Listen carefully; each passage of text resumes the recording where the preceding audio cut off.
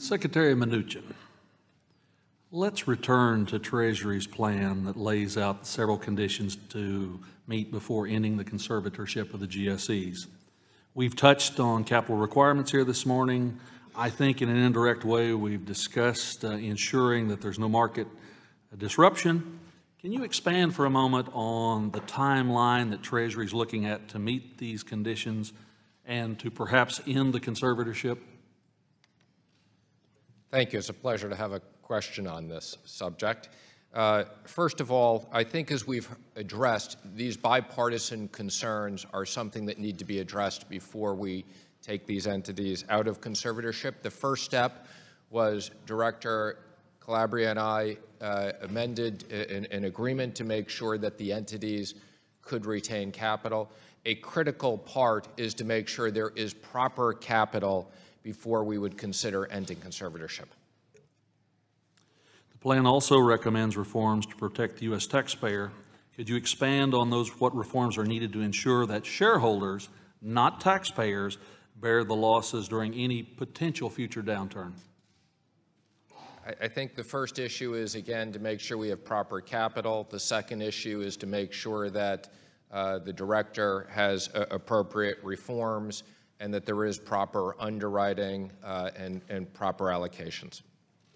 And again, one more time, you would envision a timeline of this happening? I want to be careful in speculating, but I would hope that it's over the next 1 to 2 years. And again, it could be quicker or longer, depending upon market circumstances. Thank you, Secretary. Secretary Carson, the HUD plan indicates that action should be taken to remove barriers to further adoption of manufactured housing. Like my colleagues here, I am very sensitive about my constituents too, and manufactured housing is particularly important in the rural communities that I represent in Oklahoma. Can you elaborate on how HUD can move forward eliminating those regulatory barriers? Thank you. That has been a subject of great concern for us. As you know, in rural communities, particularly, manufactured housing accounts for about 20% of all the single-family housing. And yet, a lot of the regulations that have been in place treat manufactured housing as trailers and double wides, when in fact there has been tremendous progress made with manufactured housing. I think at this stage of the game, in many cases you would not be able to distinguish manufactured housing from a site-built home, and they tend to be much more resilient.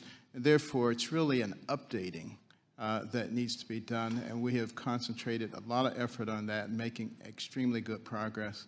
And I think it's one of the areas where we can make a lot of progress with affordable housing, because you're talking about things that cost considerably less than site-built homes. And for many of my constituents, it's the entry-level housing opportunity. Exactly. With that, Madam Chair, I yield back the balance of my time.